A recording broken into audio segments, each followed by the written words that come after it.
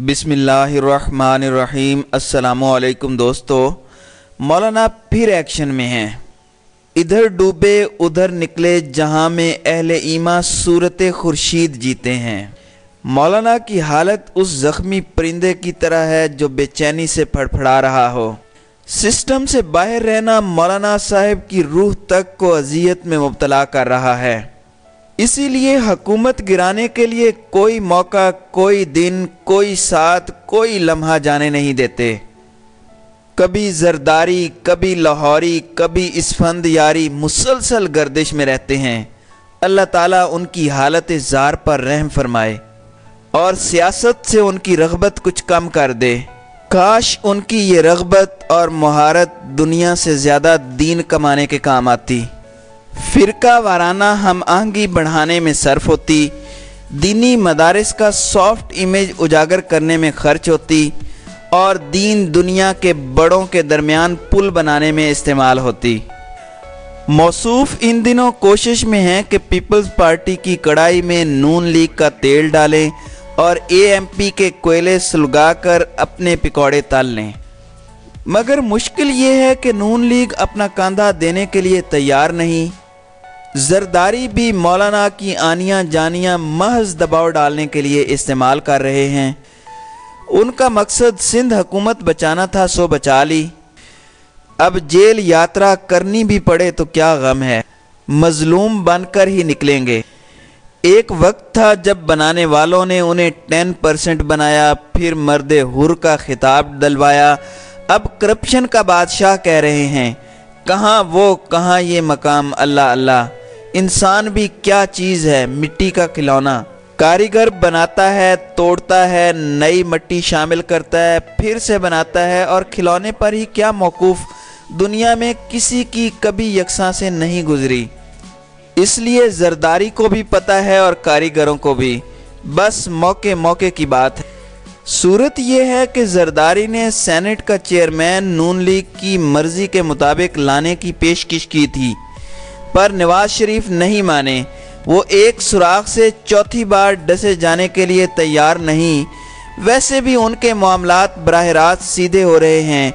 उन्हें क्या पड़ी है कि पराई ओखली में सर दें। उन्हें यह भी एहसास है कि जरदारी का रवैया गुज़श्ता चंद माह के दौरान बहुत ताकीर अमेज़ रहा और सख्त रहा।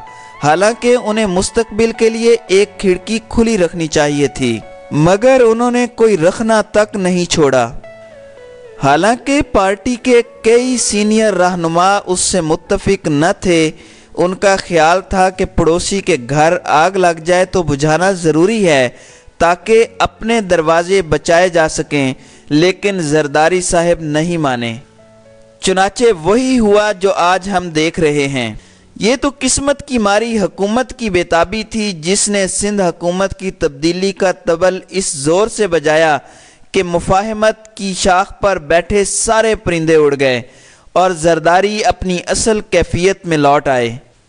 अब वो हैं और धुआंधार तकरीरें। उनकी कोशिश है कि सिंध को इतना गर्म कर दें कि उनकी गिरफ्तारी मुश्किल से नामुमकिन हो जाए। सच्ची बात है कि दारुल हुकूमत के बड़ों को भी यही तशवीश लाहिक है। सबसे गर्म सवाल जो इन दिनों इक़्तिदार की राहदारियों में पूछा जाता है ये है कि जरदारी की गिरफ्तारी से सिंध से कोई बड़ा रद्द अमल आएगा या नहीं। ये सवाल हर उस शख्स से पूछा जाता है जिसका ताल्लुक सिंध से है या जो सिंध के मामलात पर नज़र रखता है। इनमें गाफिल भी हैं, आकिल भी हैं, होशियार भी हैं, लेकिन जवाब तकसीम होकर आता है।